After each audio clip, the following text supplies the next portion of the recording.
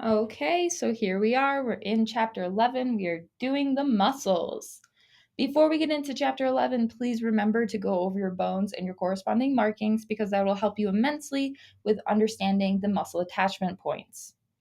Now, within this chapter, I'm going to split it into part 1 and part 2, and that will correspond really nicely with your 2 muscle labs.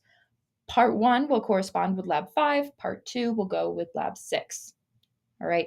So definitely when you are going through this PowerPoint, learning the muscles, it is best to use your lab manual because the muscles are already organized into specific groups in the lab manual. So that'll help you out a lot. All right. Before we dive into anything specific, I do want to go over some terms.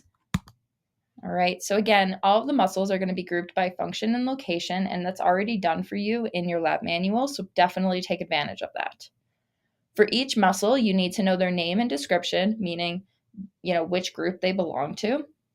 And you also will have to identify them from an image or a model or cadaver.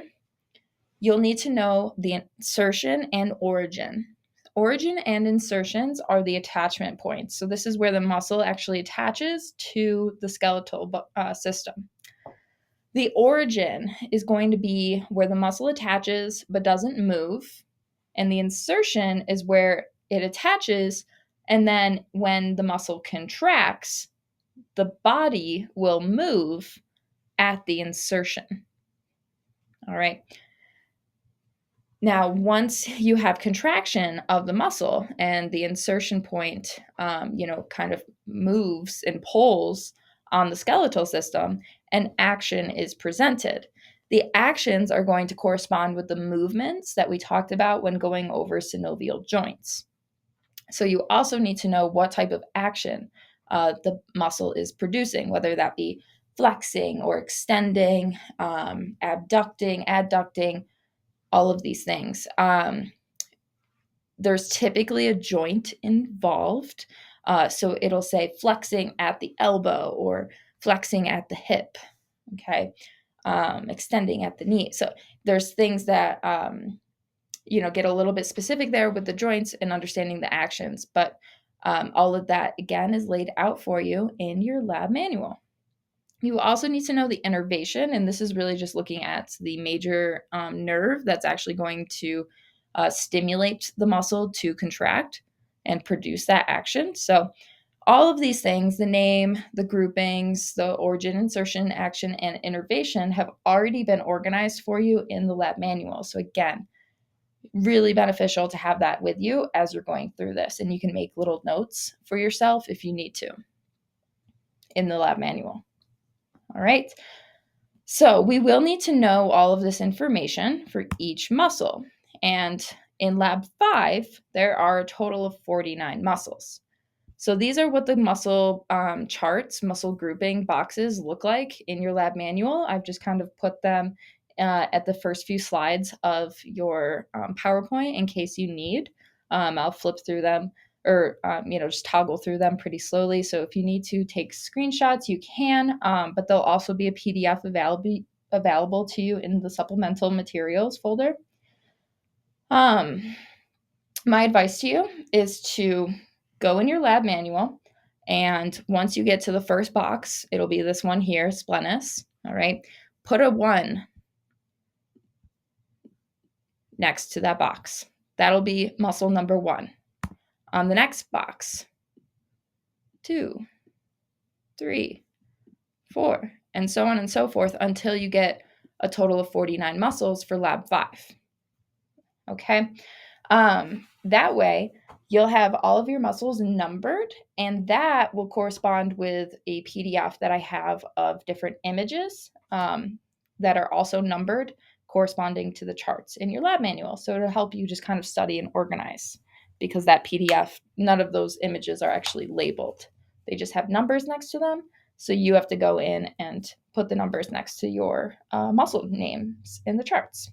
All right, but that'll also potentially help you study and give you some visualization with the pictures. All right, I'll be using similar pictures in the PowerPoint as well. so you can follow along if needed. Okay, so for all of these muscle charts, of course, we have the name, origin, insertion, action, and innervation. You need to know all of these parts. Please do not Google this information, okay? This information was gathered by individuals of the nursing department as well as people from the U. Um, and so this is collectively what they have come together and simplified the information as best as possible.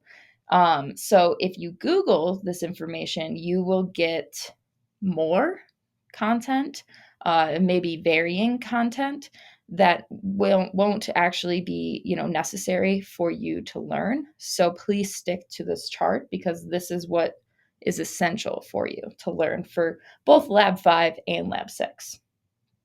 Okay, so as you're googling, or I'm sorry, as you are not googling but studying these muscles and their origin, insertion, actions, and innervations, please start by finding the commonalities between these muscle groups.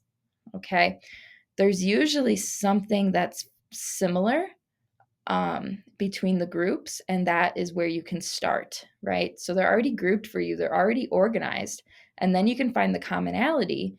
And then, okay, but how are they different? Okay, so for instance, all of these in this chart, the hypaxial muscles of the abdominopelvic body wall, all of them have this innervation of the thoracic ventral rami of spinal nerves. It does vary a little bit with thoracic and lumbar, right? So there's, some similarity and then a little variation, but still pretty similar, right? So kind of trying to find those commonalities between these groups will help you study these muscles. Okay, it is best to start studying as soon as possible, right?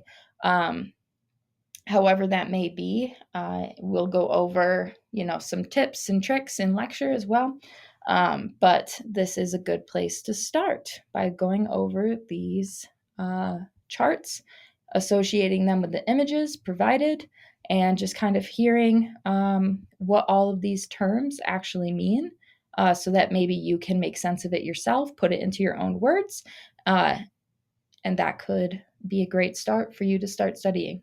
Okay. So again, these are all for lab 5. And then we can begin.